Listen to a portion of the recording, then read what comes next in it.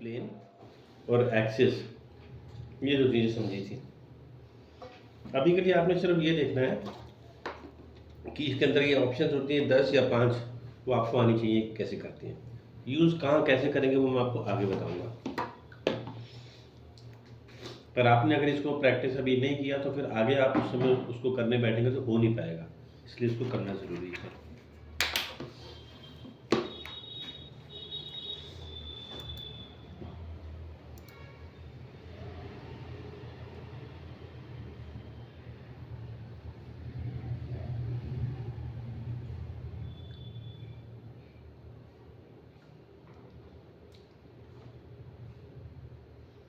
Okay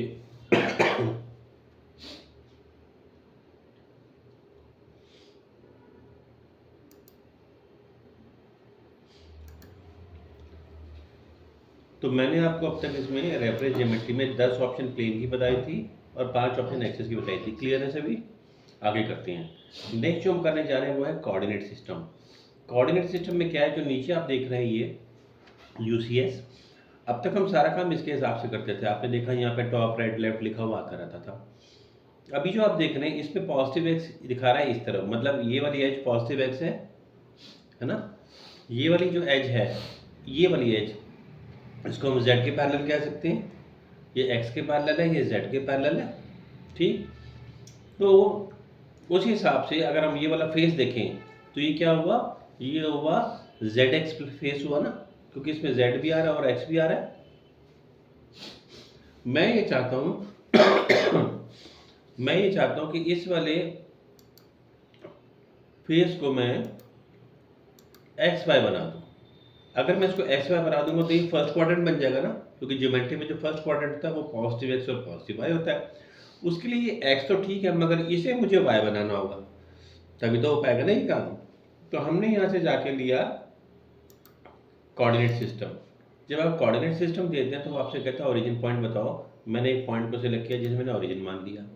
अब वो आपसे पूछ रहा है कि आप एक्स बताओ या वाई बताओ या जेड बताओ, दो बताने हैं कोई। एक्स वाई भी बता सकते हैं, वाई जेड भी बता सकते हैं, जेड एक्स भी बता सकते हैं या एक्स जेड भी बता सकते हैं। तो मैंने पहले पॉजिटिव एक्स के लिए इस पे जाके एच पे क्लिक किया, तो ये कंफर्म होगा कि आप इसको एक्स मान रहे हो। आप अभी इसको पॉजिटिव एक्स मान रहे हो। अगर मैं इसे फ्लिप कर दूं तो ये देखो नेगेटिव एक्स हो गया। ओरिजिन पॉइंट से तो इस तरह नेगेटिव चला गया ना पीछे, तो ये अभी पॉजिटिव है और अभी नेगेटिव है। ठीक उसी तरह से जब इसने पॉजिटिव वाई पूछा आपसे तो मैंने वाई एक्सिस ये सिलेक्ट किया। अभी फिलहाल आपका ये नेगेटिव वाई है ना। जब मैंने इसको फ्लिप किया तो ये अब पॉजिटिव वाई हुआ। तो अब हमारा ये फेस पॉजिटिव एक्स और पॉजिटिव वाई है। ठीक है जी, हमने अपने हिसाब से बना दिया। देखो उससे तो अलग है, उससे तो अलग है, वो अलग और ये अलग है कोऑर्डिनेट सिस्टम में। अच्छा, ये यहाँ से गायब हो गया। कोऑर्डिनेट सिस्टम को मैं यहाँ से शो करूँगा तभी तो दिखाई देगा। दिखाई दिया कोऑर्डिनेट सिस्टम 3, क्योंकि इससे पहले मैंने 2 और बनाए हुए थे जिन्हें मैंने फिलहाल हाइड किया हुआ है, इसलिए अभी कोऑर्डिनेट सिस्टम 3 दिखा रहा है और वैसे ही आ रहा है। हम जो आगे के काम करेंगे कमांड्स पे, फॉर एग्जांपल आगे हमें सीखेंगे table driven pattern. Table driven pattern में आपसे कहते हैं कोऑर्डिनेट सिस्टम बताओ। अगर आपको कोऑर्डिनेट सिस्टम बनाना ही नहीं आता तो आप इस पर काम कर ही नहीं सकते। ठीक है, तो इसलिए इनको सीखना ज़रूरी है। देखा आपने, हमने इसको अपने हिसाब से फर्स्ट क्वाड्रेंट बना दिया। फिर दोबारा से देखिए, मैंने यहाँ से लिया कोऑर्डिनेट और इसके बाद में इसको सिलेक्ट करा और मैंने यहाँ पे अब की बार आप देखिए ओरिजिन पॉइंट मैंने इसे मान लिया और मैंने कहा पॉजिटिव एक्स नहीं, हम तो वाई और जेड बताएंगे। तो आपने देखो इस पे वाई एक्सिस पे मैंने इसे वाई मान लिया, फिर मैंने जेड पे क्लिक कर दिया। दो ही तो बताने हमें, वाई आपने बता दिया है और जेड आप बता रहे हो। जेड के लिए हमने इसे दे दिया। अब मुझे ऊपर की तरफ पॉजिटिव, तो आपने देखा वाई जेड बताया आपने। Fleming's right hand thumb rule के हिसाब से, Fleming's right hand thumb rule के हिसाब से हम दो बताते हैं, एक्स और वाई बताते हैं और जेड अपने आप निकल कर आता है ना। ठीक उसी तरीके से आपने दो ही बताने और खुद निकलना है। आप फ्लिप करके इसकी डायरेक्शन चेंज कर सकते हैं। अगर आपको इसमें लगता है कुछ करने में तो आप इसको से फ्लिप करके इसकी डायरेक्शन को बदल सकते हैं। ओके, देखा आपने, जैसा मैंने बनाना था मैंने एक और कोऑर्डिनेट सिस्टम क्रिएट कर लिया। तो हमारा कंट्रोल है, हम जिस फेस को चाहे पॉजिटिव नेगेटिव उसी हिसाब से बना के चल सकते हैं। दूसरी बात, ये हमारा कोऑर्डिनेट सिस्टम था। आगे भी आप कई सारे कमांड करेंगे तो उनमें क्या होता है कि जैसे हम बेस पॉइंट बताते हैं, मैं आपको एग्जांपल के साथ ही समझा देता हूँ। हमने ये जो बनाया था, मैंने यहाँ पे जाके उसको पिन कर देते हैं बार बार।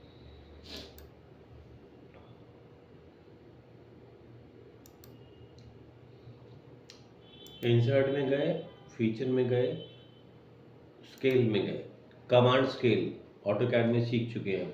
स्केल कमांड क्या करता है, ऑब्जेक्ट के साइज को प्रोपोर्शनेटली छोटा या बड़ा करता है ना। यहाँ पर आप देखो स्केल अभी लिखा हुआ था 1 का, अगर मैंने इसके स्केल को रिड्यूस करके 0.5 कर दिया, हाफ हो जाएगा अपने साइज का, हाफ हो जाना चाहिए ना अपने साइज का।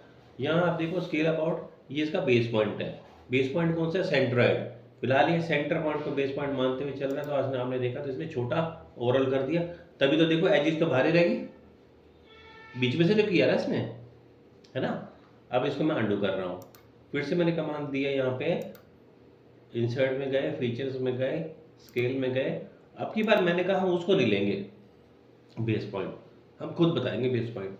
तो आपने यहाँ से जाके कोऑर्डिनेट सिस्टम ले लिया, कोऑर्डिनेट सिस्टम में जाके इसने कहा सिलेक्ट करो, हमने कहा कोऑर्डिनेट सिस्टम हमारा नंबर 3 वाला सिलेक्ट करो, इसे बेस मानना। हो गया, आगे बात समझ। मैंने आपको स्केल कमांड नहीं सिखाया, मैंने आपको कोऑर्डिनेट सिखाया, और उसका एग्जाम्पल मैंने देके बताया कि आपको समझ आ जाए इसकी यूटिलिटी होती क्या है। तो ये बेफिजूल की चीज़ें नहीं है। अभी आपको लग रहा होगा कि इनका क्या यूज़ होगा, आगे आप देखेंगे तो इसके बगैर आगे का काम हो ही नहीं पाएगा। नेक्स्ट हमारे पास पॉइंट का ऑप्शन है, ठीक है जी। तो कोऑर्डिनेट्स का डिस्प्ले अब यहाँ से देखो, प्लेन हाइट शो मैं आपको बता चुका हूँ, ये ओरिजिन है। ओरिजिन देखिए ये, और यहाँ पे जो पॉइंट दिखाई दे रहा है ओरिजिन पॉइंट, इसको अगर हम हाइट शो करना चाहें तो यहाँ से आप ओरिजिन को हाइट शो कर सकते हो। ये एक्सिस और ये टेम्परेरी एक्सिस बता चुका हूँ सब कुछ, है ना। अभी ये कोऑर्डिनेट सिस्टम भी समझ लिया। अभी अगला पॉइंट की बात करते हैं। नेक्स्ट ऑप्शन हमारे पास है यहाँ पे पॉइंट का। जब हम पॉइंट देते हैं तो ये आपसे कहता है कि पॉइंट लगाने के भी हमारे पास 5 तरीके हैं। Number 1 is arc centre. आप किसी भी आर्क को सिलेक्ट करो या सर्कुलर एज को सिलेक्ट करो, it will get you a point exactly in the centre of it. आ गया पॉइंट 1, है ना, मुझे चाहिए था यहाँ पे। फिर उसके बाद में अगला ऑप्शन देखिए आप इसमें, पॉइंट का अगला ऑप्शन हमें दिया हुआ है सेंटर ऑफ द फेस। मैंने जिस भी फेस को सिलेक्ट करा, ठीक उसके सेंटर में आपको एक पॉइंट देगा ऐसे। अब आप देखो मैंने यहाँ पॉइंट लगा दिए, इन पॉइंट के ऊपर मैं एक्सिस क्रिएट कर सकता हूँ, एक्सिस के बेस पे मैं प्लेन बना सकता हूँ, प्लेन के बेस पे हम स्केच बनाएंगे, स्केच के बेस पे हम फीचर बनाएंगे। सारी चीज़ें आपस में इंटर रिलेटेड है, तो हमारे लिए हर एक चीज़ ज़रूरी है इसमें। फिर से हम आए पॉइंट में, अगला ऑप्शन है इंटरसेक्शन का। अब सपोज हमने यहाँ पे फिलेट कर दिया, मैंने वैसे आपको फिलेट कमांड भी सिखाया नहीं है मॉडलिंग में, पर सिंपल है। मैंने एक एज को सिलेक्ट करके फिलेट कर दिया and we lost the edge. Edge तो गई ना, एक्सिस मैंने पहले बनाया नहीं था। अगर हमने पहले एक्सिस बना लिया होता तो फिर हमें प्रॉब्लम ना होती, बट अब वो सिचुएशन स्टेट जा चुकी है। ये ड्राइंग किसी ने कभी बनाई थी, आज हमारे पास आई और आप मुझे इसमें एक्सिस की ज़रूरत पड़ रही है, तो क्या करेंगे। हमारे पास यहाँ पर एक ऑप्शन है जिसका नाम है पॉइंट में कॉल्ड इंटरसेक्शन। जब आप इंटरसेक्शन ऑप्शन यूज़ करते हैं तो you have to select 2 edges और 2 एक्सिस, या फिर कम्बिनेशन ऑफ देम। आपको बता चुका हूँ ना, एक्सिस और एज एक ही बात है। तो जब ये बोले तो आप एक्सिस को भी सिलेक्ट कर सकते हो, एज को भी सिलेक्ट कर सकते हो। अब यहाँ पे 2 कंडीशन है, एक तो ये कि both this edges should be coplanar with each other. Cut तो तब लगेगा ना जब दोनों का लेवल सेम होगा, एक ऊपर से जा रही है और एक नीचे से जा रही है, कहाँ से कट होगा। दूसरी बात ये है कि they should be at certain angle also that they apparently intersect each other, है ना। अगर मैं पैरेलल लाइन ले लूंगा तो वो मिलेंगे थोड़ी ना, ऐसे करेंगे तो वो जाके मिलेंगे आगे, इसलिए मैंने किया। आपने देखा कि इसने क्या किया कि अपने आप इसको बढ़ाया, आगे बढ़ाया, और जहाँ पे इसका एंड पॉइंट था वो इसने वर्टेक्स पॉइंट निकाल के दे दिया हमें, आ गया पॉइंट। यही तो हमें चाहिए था। पॉइंट जब अपने पास आ गया तो कल मैंने आपको एक्सरसाइज में सिखाया था कि हम जाएंगे पॉइंट एंड फेस सिलेक्ट करेंगे, ये मेरा पॉइंट और ये मेरा फेस, बनाया, हो गया, आ गया हमारे पास एक्सिस, ये देखिए। अच्छा, क्योंकि मैंने एक्सिस को वहाँ से हाइड किया हुआ है तो बनते गायब हो गया था। अब देखो, अब सही दिखा रहा है, ये देखो। तो मैंने पॉइंट के बेसिस पे एक्सिस को क्रिएट किया, ठीक है। तो इस तरह से सभी ऑप्शन इंपॉर्टेंट हैं। ऑलराइट, ये देखिए। मैंने अगर जाके फिलेट को सप्रेस कर दिया तो मैंने टेम्परेरी इसको हाइड कर दिया, है ना। एडिटिंग कमांड जब कर चुके हैं, अब इसमें हम अगला जो करेंगे उसे हम कहते हैं मास प्रॉपर्टीज। बेसिकली मास प्रॉपर्टीज में क्या होता है, सेंटर ऑफ मास। ये जो हमारी ऑब्जेक्ट है, हम यहाँ पे गए, आपको यहाँ एक ऑप्शन दिखाई दे रही है सेंटर ऑफ मास। कोई भी जो सॉलिड ऑब्जेक्ट होती है उसका एक सेंटर ऑफ मास होता है। बस यूँ समझ लो कि जिस पॉइंट पे वो पूरी ऑब्जेक्ट बैलेंस हो सकती है, ठीक है। तो अलग अलग शेप के हिसाब से उसका पॉइंट भी अलग अलग निकलेगा। हमने यहाँ से ऑप्शन लिया सेंटर ऑफ द मास। जैसे आपने लिया, आपको ठीक इसके बिल्कुल बीचों बीच एक ऐसा BMW का सिंबल सा बनता दिखाई दे रहा है। ये देखिए, है ना। ये एक्चुअली इसका सेंटर ऑफ मास इंडिकेट कर रहा है। पर प्रॉब्लम क्या है कि मैंने जैसे ही बाहर क्लिक किया ये गायब हो गया। आप अगर इसको परमानेंटली देखना चाहते हैं तो यहाँ लास्ट ऑप्शन मास प्रॉपर्टीज है, सेंटर ऑफ मास, सॉरी। तो ये आ गया हमारे पास मार्क। अब आप देखो, ये हमें परमानेंटली दिखाई दे रहा है, मैंने ऑन कर दिया था। अब आप इसको देखो, मैंने इसकी इसकी शेप को चेंज करा, वेरी करा ना। अब देख रहे हो वो अपनी जगह से भाग रहा है, शिफ्ट हो रहा है ना इधर उधर। क्यों हो रहा है शिफ्ट? क्योंकि सेंटर ऑफ मास भी तो चेंज हो रहा है, देख रहे हैं आप। मैं जैसे जैसे इसको कर रहा हूँ वो भी तो साथ साथ इधर उधर भाग रहा है, सेंटर ऑफ मास चेंज हो रहा है। ओके, इसे हम कहते हैं सेंटर ऑफ मास। क्लियर है? ठीक, मैं इसे अंडू कर देता हूँ तो हमने जो चेंजेस करे वो वापस हो जाएंगे, वापस ओरिजिनल स्टेट में आ गया। ठीक, तो हमने plane axis coordinate system, point और सेंटर ऑफ मास तक समझ लिया। अब मैं आपको आज आगे कुछ नया बताने जा रहा हूँ। नेक्स्ट जो हम इसमें करेंगे वो हम सीखेंगे इसमें मटेरियल को अप्लाई करना। ये जो हमने ऑब्जेक्ट बनाई इसका कुछ साइज तो होगा। अच्छा, मैंने यहाँ से देखिए डिस्प्ले में एक्सिस हटाया तो एक्सिस गायब हो गया, पॉइंट हटाया तो पॉइंट का डिस्प्ले चला गया, ओरिजिन हटाया तो ओरिजिन का डिस्प्ले चला गया, व्हाट एल्स, ये सेंटर ऑफ मास हटाया तो ये भी चला गया। जो देखना हम देख सकते हैं। हमने एक ऑब्जेक्ट बनाई, मैं चाहता था कि इसका हम वेट चेक करें कितना है। तो यहाँ पर आप देखो, हमारे पास फीचर पे तुम काम कर रहे थे टैब पे, यहाँ इवैल्यूएट है लास्ट में, इस पे जाकर क्लिक करेंगे। जब हम इवैल्यूएट पे क्लिक करते हैं तो जैसे आपने ऑटोकैड में इंक्वायरी कमांड्स या यूटिलिटी कमांड्स देखे थे जिसपे हम प्राइम के बारे में जानकारी जानना चाहें तो देख सकते हैं, यहाँ पे भी हमारे पास वही है। इवैल्यूएट में जाते हैं, हमारे पास ऑप्शन आ गई मास प्रॉपर्टीज या तराजू दिखाई दे रहा है।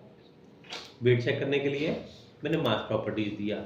मास प्रॉपर्टीज चेक करने पे इसने हमें बताया कि इसका वजन जो है 738 ग्राम्स है, 0.04 ग्राम्स। अभी किस बेस पे हो गया? ये है जेनरिक। अभी हमने इस पर कोई मटेरियल तो अप्लाई किया नहीं है। एक जेनरिक उसने सॉलिड ऑब्जेक्ट मान के चला कि एक ऑब्जेक्ट होती है, क्योंकि जब हम ज्योमेट्रिकली कैलकुलेट करते हैं, अगर ज्योमेट्रिकली आपसे बोला जाए कि बी सिलेंडर है, इसका वॉल्यूम निकालो, तो हम सिलेंडर का वॉल्यूम निकालते हैं ना, उसमें हम कोई मटेरियल को तो लेकर नहीं कैलकुलेट कर रहे हैं ना उसमें, तो एक जेनरिक तो निकलता ही है। पर ये अब ये सिलेंडर है हमारा, सॉलिड सिलेंडर है, उसका मटेरियल चेंज हो रहा है। वही चीज़ वुड में होगी तो उसका अलग वजन होगा, वही चीज़ हमारी रबड़ में होगी, एसएस में होगी, एल्यूमिनियम, कॉपर, स्टील, ये गोल्ड में होगी।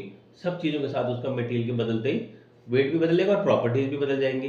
तो अभी जो देख रहे हैं, अब ये जो जेनरिक था 738.04। अब हमने क्या किया, जहाँ मटेरियल लिखा हुआ था यहाँ लिखा था नॉट स्पेसिफाइड, हमने यहाँ पे जाके क्लिक किया, राइट क्लिक किया। यहाँ पे आप देख रहे हैं कई सारे मटेरियल हमें दिखाई दे रहे हैं। मैंने यहाँ से जाके कॉपर का मटेरियल ले लिया, तो यहाँ पे कॉपर दिखाई दिया और ये भी कॉपर कलर में आ गया। अब देखते हैं जाके इवैल्यूएट में गए, मास प्रॉपर्टीज में जाके चेक किया तो उसका वेट 5006 ग्राम हो गया। कहाँ 738 था, है ना। जाहिर सी बात है जब मटेरियल चेंज होगा तो वो भी बदलेगा। अच्छा, इसको बंद करते हैं। फिर हमने क्या किया, इसको हटाना, हमने कहा इसको रिमूव कर दो, रिमूव कर दिया मटेरियल आपने। फिर आपने क्या किया, यहाँ पे फिर से क्लिक किया। अब की बारी आपने ले लिया रबड़, ब्लैक कलर का रबड़ आ गया। अब जो टायर होता है वो तो रबड़ का ही होता है, देख लो। अब की बार आ रहा है इसका 562 ग्राम, उससे भी कम, जो जेनरिक था उससे भी कम आ रहा है ना। फिर ये देखिए, आप रिमूव करना चाहे तो फिर से यहाँ से रिमूव कर सकते हैं, ये रिमूव कर सकते हैं और दोबारा से यहाँ पे गए। फिर निकल, कॉपर, ब्रास, ये सब चीज़ दी हुई है, ये सब दिया हुआ है हमें। जो लेना आपने, ब्रास मतलब तांबा, हमने यहाँ पे जाके इसको भी चेक किया तो ये 4781 हर बार चेंज हो रहा है। इसमें हम 100% एक्यूरेटली किसी भी ऑब्जेक्ट का वजन चेक कर सकते हैं। हम कोई पार्ट बना रहे हैं, मैकेनिकल कंपोनेंट बना रहे हैं और हम ये जानना चाहते हैं कि इसका क्या पैरामीटर्स हैं सारे, नॉट ओनली उसका वॉल्यूम सिर्फ उसका वेट ही नहीं, बहुत सारी प्रॉपर्टीज हम और भी देख सकते हैं, भी बताऊंगा। फिलहाल मैंने क्या किया, यहाँ पर आप देख रहे हो लिमिटेड ऑप्शन मिल रही है हमारे पास मटेरियल की, है ना। मटेरियल तो बहुत सारे होते हैं, अगर आप स्टेनलेस स्टील की बात करो तो उसी के कितने सारे ग्रेड होते हैं। तो हम क्या करेंगे, इसको तो मैंने कर दिया रिमूव मटेरियल, और फिर हमने क्या किया, यहाँ पे नंबर 1 पे लिखा था एडिट मटेरियल, इस पे जाके क्लिक किया। ऐसा करते ही आपके सामने एक लाइब्रेरी खुलकर आ गई जिसमें बहुत सारे मटेरियल्स दिए गए हैं। ये देखो, देखिए ऊपर लिखा solid works DIN material, solid works material, steel, iron, aluminium, copper, titanium, zinc, plastic, metal, non metal, glass, carbon fibre, silicon, rubber, would, सब कुछ ले लो। मैंने यहाँ से वुड ले दिया, वुड में से हमने यहाँ से सिलेक्ट कर लिया। अच्छा, ये जो है मैंने यहाँ से बल्सा वुड सिलेक्ट करा, इसकी सारी प्रॉपर्टीज आ रही हैं। इन प्रॉपर्टीज को आप चेंज नहीं कर सकते क्योंकि ये एडिटेबल थोड़ी ना होती हैं। अपीयरेंस में गए तो ये देखो अलग अलग टाइप की वुड दिख रहे हो, मुझे जिस टाइप की लगानी थी अप्लाई कर दिया, क्लोज कर दिया। चेक कर लें इसकी मास प्रॉपर्टीज, 354 ग्राम्स का ही, लकड़ी हल्की होती है उसके हिसाब से आ गया। ठीक है जी, तो देखा आपने। और देखिए मेटल बहुत सारे हैं, अगर हमने यहाँ से स्टील की बात की तो देखो स्टील के ग्रेड देखो कितने हैं हर एक स्टील में। जरा ध्यान दो, कार्बन स्टील की मास डेंसिटी 7858 है ना, एनीड्स एसएस की थी 78860, इसकी 7920, 7870, हर जगह चेंज होती दिखाई दे रही है डेंसिटी। इसकी 8000, इन सब की 8000 है, 7850 है, देख रहे हो डेंसिटी में वेरिएशन दिखाई दे रहा है 8027। डेंसिटी क्या होती है, एक ग्लास है उसमें हमने पानी भरा हुआ है, अगर हम उसका वजन करें तो कुछ और आएगा, इसी के अंदर में हम पेट्रोल डाल दें, उसी ग्लास को उतना ही भर दें, कुछ और आएगा, इसी में हम कैरोसिन डाल दें, कुछ और आएगा, और इसी में अगर हम कोई ऑयल डाल दें तो कुछ और आएगा। तो मतलब लिक्विड तो पूरा भर ही रहा है लेकिन डेंसिटी सबकी अलग अलग है, उसके साथ सेम यही बात इसमें है, हर एक मेटल की एक अलग डेंसिटी होती है और इसके अलावा बहुत सारी प्रॉपर्टीज़ होती है, elastic modulus, Poisson ratio, tensile strength, compressive strength, thermal expansion, बहुत कुछ मेटोलॉजी कहते हैं इसको, केमिस्ट्री में पढ़ा था हमने, है ना। ये सब चीज़ें होती हैं, इनको आप ऑल्टर नहीं कर सकते, you can just view them, है ना। तो आपने जो लिया अप्लाई कर दिया, क्लोज कर दिया, इसने उसको ओवरराइट कर दिया, यहीं से पता लग रहा है कौन सा मटेरियल लगा हुआ है। And check out the properties, इसने बताया कि आपकी बारी 4515 ग्राम का बन रहा है। तो कितना आसान है ना, अगर हमारी कंपनी में कोई कंपोनेंट बन रहा है, मैं अगर ये मोबाइल स्टैंड बना रहा हूँ स्टेनलेस स्टील के एक पर्टिकुलर ग्रेड में और मैंने ये सारे पैरामीटर्स दे दिए, तो फिजिकली बनाए बगैर मैं इसका वजन सारा चेक कर सकता हूँ, और भी बहुत कुछ चेक कर सकता हूँ इसके बारे में, है ना। ठीक, तो ये तो देखा आपने इसकी प्रॉपर्टीज को हम कैसे करते हैं। अगर मटेरियल हटाना चाहो तो यहाँ से जाकर आप मटेरियल को हटा दो। अच्छा, अगर हम ये बोलें कि देखो ये लिस्ट तो बहुत बड़ी है, इसको आपने इस कार्य को एक्सप्लोर करना है, आपको पता होना चाहिए कौन सा मटेरियल कहाँ पे रखा हुआ है, सो दैट जब ज़रूरत हो, देखो आयरन की कितनी वैरायटी है, एल्यूमिनियम की कितनी वैरायटी है, देखो, है ना। जो एलॉय व्हील्स होते हैं कार में लगे होते हैं एल्यूमिनियम के होते हैं, वो ये देखो कितनी वैरायटी है, स्टेनलेस स्टील से भी ज़्यादा एल्यूमिनियम है, और इसकी देखो डेंसिटी उससे कम है। कॉपर एलॉय, ये कॉपर के सारे प्रोडक्ट्स हैं। प्रीव्यू देखना चाहे तो पीरियड्स में आपको प्रीव्यू भी देखने को मिल जाएगा। ठीक है जी, ये रबड़ है। तो आपने सारी लाइब्रेरी एक्सप्लोर करनी है। मेटल है और नॉन मेटल है। ये देखो मेटल में गोल्ड भी मिल रहा है, प्योर गोल्ड ले लिया मैंने, इस पर प्योर गोल्ड अप्लाई कर दिया। देख लो अब इसका वेट कितना होता है, देखो कितना ज़्यादा है। मतलब गोल्ड के अंदर में यही ऑब्जेक्ट का साइज देखो अब सबसे ज़्यादा इसी का आ रहा है, डेंसिटी का फर्क। ठीक है, हम ये बोले कि हमें जो मटेरियल चाहिए उसमें है ही नहीं। वैसे तो ऐसा हो नहीं सकता, क्योंकि मटेरियल कोई ऐसी चीज़ नहीं है जो रोज़ रोज़ जिसकी इन्वेंशन होती हो, है ना। मटेरियल्स बहुत रेयरली आगे नए नए डेवलप होते हैं। ये नहीं होता कि रोज़ रोज़ नया मटेरियल निकल रहा है कोई। फिर भी अगर हमें ऐसा लगता है कि कोई मटेरियल इसमें है जो इस लिस्ट लाइब्रेरी में नहीं है, तो हम क्या करेंगे, हम बस उस मटेरियल की अगर डेंसिटी बता दें तो आप उसका वॉल्यूम निकाल सकते हैं। हम गूगल से जाके उसकी डेंसिटी मांग लेंगे। मान लीजिए टाइटेनियम का कोई मटेरियल है और उसमें हमें नहीं मिला, तो आप पूछो डेंसिटी ऑफ टाइटेनियम, गूगल बताएगा ये डेंसिटी होती है। आपने क्या करना है, क्योंकि मैंने सारे मटेरियल हटा दिए, मास प्रॉपर्टीज़ में गए। मास प्रॉपर्टीज़ में जाने के बाद, हाँ जी सर, मतलब मेरा भाई है यहाँ पे, ऐसे हटा दिए। इसके बाद में हम यहाँ पे गए और ऑप्शन पे जाके क्लिक किया हमने। ऑप्शन में जाके आप यहाँ से कस्टम सेटिंग सिलेक्ट कर लेंगे, क्योंकि हम कस्टमाइज़ करने जा रहे हैं। ठीक है, आपको पता होगा कि हमने MMGA सेट किया था, तो लेंथ मिलीमीटर में, वेट ग्राम में और टाइम सेकंड में चल रहा है। अगर आप इसको अभी बदलना चाहें तो बदल सकते हैं, डेसिमल प्लेसेस बदल सकते हैं और ये सब। अब यहाँ पे आ गई डेंसिटी, वही बात आ गई जो हम कर रहे थे। ये हमने टाइटेनियम की डेंसिटी को अभी चेक किया था, तो टाइटेनियम की डेंसिटी थी 0.0131। मान लीजिए ये थी, ये ओके सेट कर दी मैंने, इसको मैंने ओके कर दिया। आपने देखा उसके चेंज करते हैं मास भी चेंज हो गया, कितने ग्राम हो गया।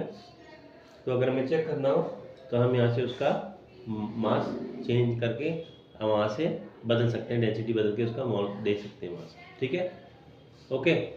तो यहाँ पर अब आपने देखा कि हम अपने हिसाब से भी निकाल सकते थे। अच्छा, ये जो सारा इन्फॉर्मेशन है, density, mass, volume, surface area, centre of mass, principal axis वगैरह वगैरह, ये सारी इन्फॉर्मेशन को आप प्रिंट आउट में प्रिंट भी निकाल सकते हैं इसका, है ना, क्योंकि इन्फॉर्मेशन तो चाहिए हमें, इसमें से मिल जाएगा आपको। दूसरा, हम जो ड्राइंग बना रहे हैं, अगर मैं इसका बोलूँ साइज़ बताओ, इस सेंटर से सेंटर दूरी बताओ होल की, तो वो निकालने के लिए हमें स्केच पे जाना पड़ेगा, तब जाके बता पाएंगे।